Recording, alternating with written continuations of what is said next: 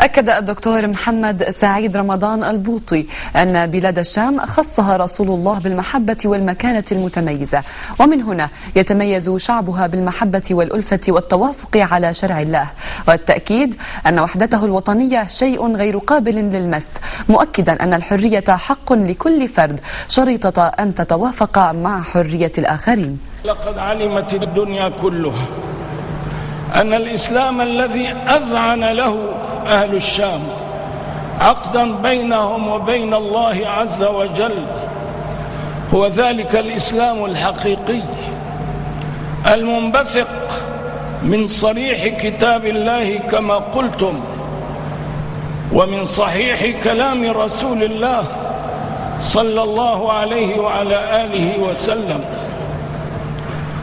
هو ذلك الإسلام الذي يجمع ولا يفرق، يبني ولا يحطم.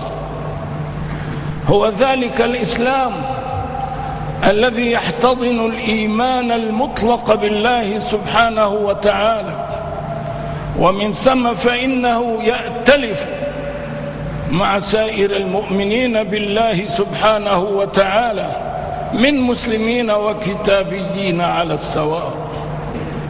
هذا الواقع لا يمكن إلا أن يتجلى في المرآة، ومرآتنا إنما هو دستورنا. فمن أراد أن يتخذ من حريته الفردية، وهي حرية متع الله كل فرد بها، من أراد أن يجعل من حريته الفردية سلاحا يمتلخ به حرية الأمة، فقد أبعد النجعة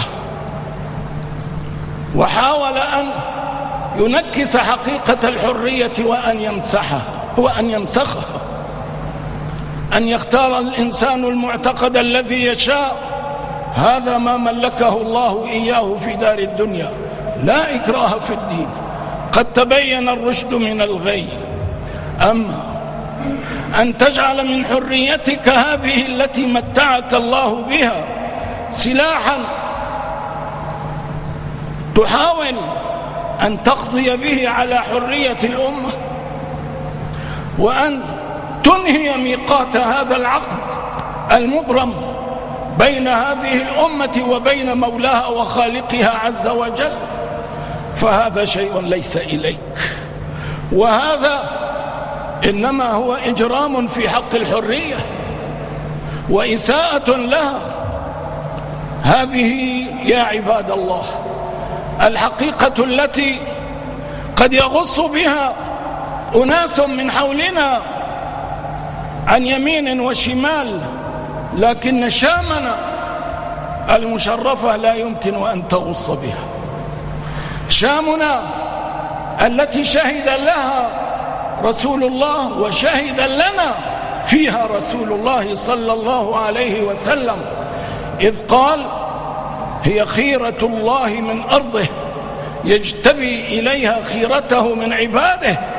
لا يمكن أن تخضع لهذا الحلم، ولا يمكن أن تخضع لهذه الأمزجة قط.